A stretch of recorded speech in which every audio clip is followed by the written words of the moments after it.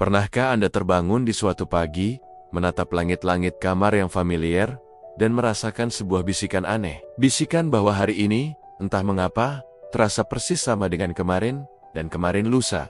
Sebuah perasaan bahwa hidup Anda seperti kaset yang diputar ulang. Bangun, kerja, pulang, hiburan, tidur, lalu ulangi lagi. Akhir bulan gajian, bayar tagihan, sisanya mungkin cukup untuk sedikit kesenangan instan. Dan kemudian, nol lagi. Ini adalah sebuah siklus. Siklus yang terasa aman, nyaman, dan familiar. Namun, di balik kenyamanan itu, ada sebuah predator senyap yang bersembunyi. Sebuah entitas tak terlihat yang diam-diam, hari demi hari menggerogoti apa yang paling berharga. Waktu, potensi, dan kehidupan Anda yang sesungguhnya. Ini adalah jebakan. Jebakan nyaman yang diam-diam mencuri hidupmu. Kita semua pernah jatuh ke dalamnya. Jebakan ini bukanlah berupa penjara dengan jeruji besi, melainkan sebuah sangkar emas yang begitu berkilauan sehingga kita tidak pernah menyadari bahwa kita sedang terkunci di dalamnya.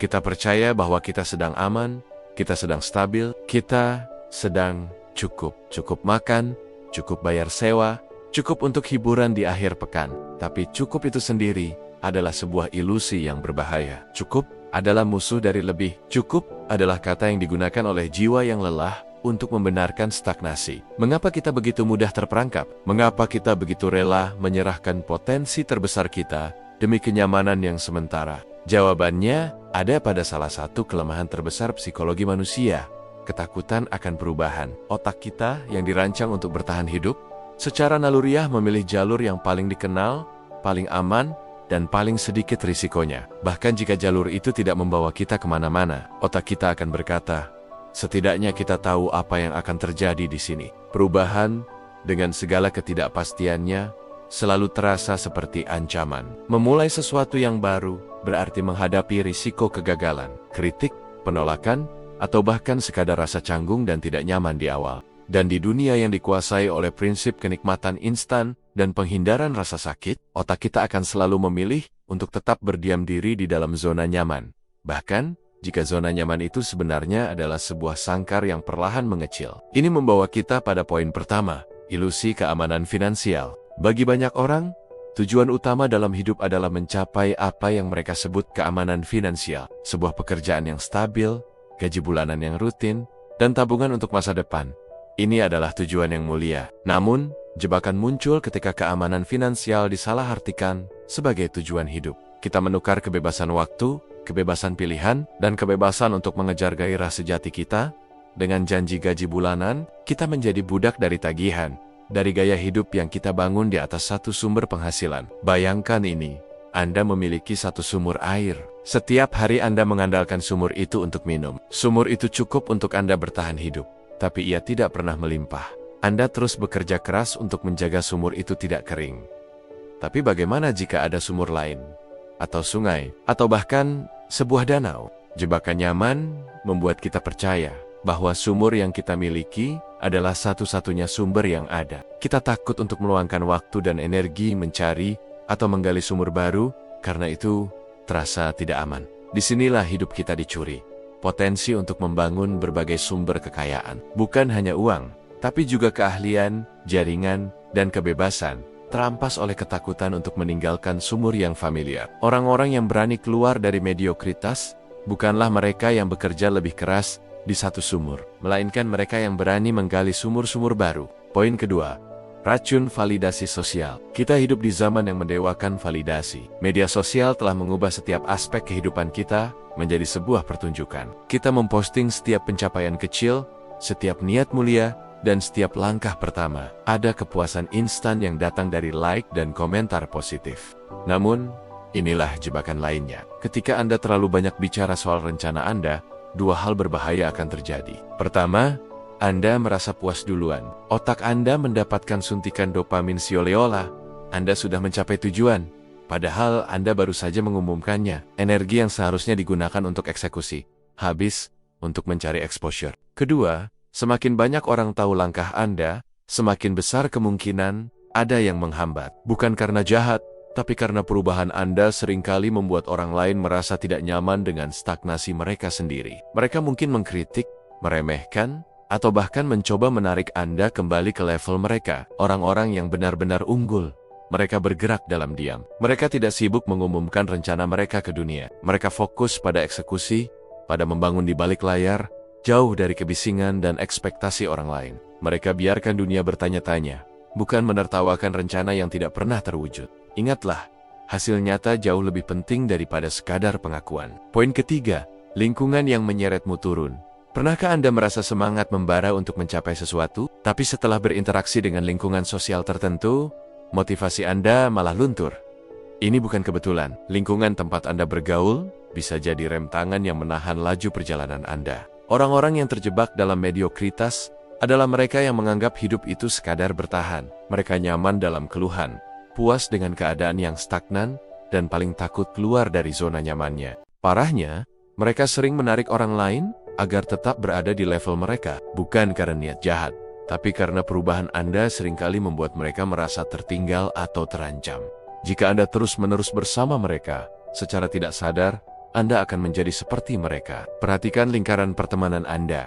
Apakah mereka lebih sering membahas masalah daripada solusi? Apakah percakapan mereka hanya seputar gosip, tanpa pernah menyentuh ide-ide besar atau peluang baru? Jika jawabannya iya, inilah saatnya mengambil langkah tegas. Bukan berarti harus memutus hubungan, tapi mulailah mengurangi interaksi dan secara aktif mencari lingkungan yang lebih mendukung. Lingkungan bukan sekadar tempat tinggal. Lingkungan adalah orang-orang di sekitarmu. Jika Anda ingin naik kelas dalam hidup, pastikan Anda berada di ruang yang tepat, di mana percakapan mengangkat Anda, bukan menjatuhkan Anda.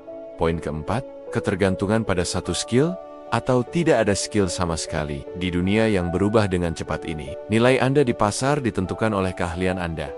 Kebanyakan orang terjebak dalam pola kerja, dapat gaji, habis, kerja lagi. Mereka bergantung sepenuhnya pada satu sumber penghasilan, tanpa pernah berpikir untuk meningkatkan nilai mereka di pasar.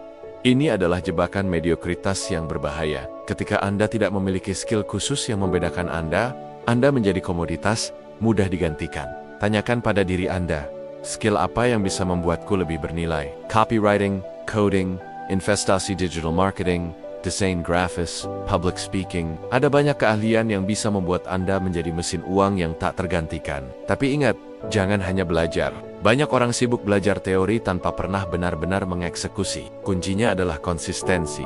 Bangun skill itu secara diam-diam. Biarkan orang lain sibuk pamer kehidupan palsu di media sosial, sementara Anda sibuk membangun fondasi yang nyata. Ketika saatnya tiba, Anda tidak hanya siap, tapi sudah tak terhentikan dengan berbagai aliran pendapatan yang tidak hanya bergantung pada satu gaji. Poin kelima, terlalu banyak bicara, kurang beraksi. Berapa banyak rencana besar yang batal hanya karena terlalu sibuk mencari persetujuan atau validasi orang lain. Anda ingin memulai bisnis, tapi takut dikomentari keluarga. Mau belajar skill baru, tapi takut dibilang aneh oleh teman. Akhirnya gagal melangkah, karena lebih peduli dengan opini orang daripada mimpimu sendiri. Ini adalah jebakan berbahaya dari overthinking dan over-announcing. Orang sukses tidak sibuk meminta izin atau mengharapkan pengakuan di setiap langkahnya. Mereka bergerak diam-diam, gagal tanpa drama, lalu bangkit lagi sampai hasil mereka berbicara sendiri. Elon Musk tidak mengumumkan Tesla atau SpaceX saat masih berupa ide mentah. Steve Jobs tidak bilang ke semua orang saat diam-diam mengembangkan iPhone. Mereka paham bahwa kejutan adalah senjata.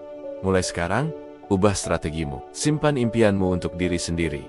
Fokus pada progres, bukan pengakuan, karena ketika sukses sudah di tangan, dunia tidak akan punya pilihan selain mengakuinya. Poin keenam, dikuasai emosi, bukan mengendalikan emosi.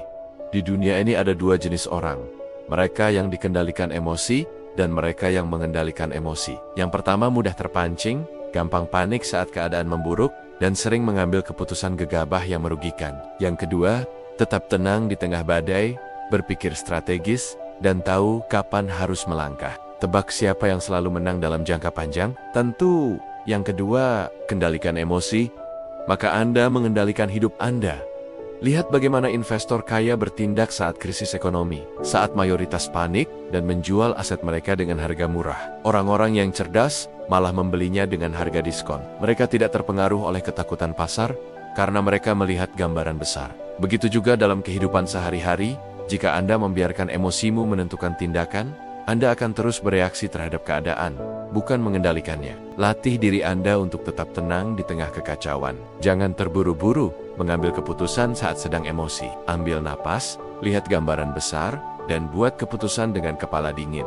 Karena pada akhirnya, mereka yang paling tenanglah yang akan menang.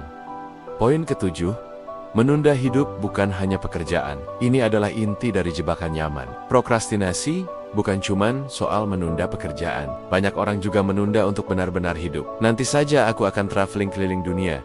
Sekarang belum punya cukup uang. Nanti saja aku memulai bisnis. Sekarang belum siap. Nanti saja aku akan menghabiskan waktu lebih banyak dengan keluarga. Toh masih banyak waktu. Masalahnya, nanti seringkali berubah menjadi tidak pernah. Banyak penelitian tentang orang-orang di usia tua menunjukkan satu penyesalan yang sama. Penyesalan terbesar mereka bukan soal hal-hal yang mereka lakukan dan gagal, tapi hal-hal yang tidak pernah mereka lakukan. Impian yang tidak dikejar, kesempatan yang dilewatkan, waktu yang tidak dipakai untuk orang-orang yang mereka cintai. Jebakan nyaman ini telah mencuri waktu berharga, peluang, dan potensi Anda. Ini adalah pencurian yang paling tragis, karena terjadi di depan mata kita sendiri. Jadi, sekarang Anda tahu tentang jebakan-jebakan ini. Anda tahu bagaimana mereka bekerja. Pertanyaannya sekarang bukan lagi apakah Anda ingin keluar dari jebakan ini, tetapi bagaimana Anda akan memulainya. Jawabannya adalah dengan menolak kenyamanan sesaat dan memilih rasa sakit yang konstruktif. Ingat, ada dua jenis rasa sakit dalam hidup. Rasa sakit karena disiplin, atau rasa sakit karena penyesalan. Rasa sakit karena disiplin bekerja keras sekarang terasa berat di awal, tapi hasilnya manis dan membebaskan. Rasa sakit karena penyesalan menunda sekarang terasa mudah di awal, tapi hasilnya pahit dan tak tersembuhkan di kemudian hari. Pilihlah rasa sakit Anda, mulailah sekarang, bukan nanti, karena hidup Anda yang sesungguhnya sedang menunggu di luar sangkar emas itu.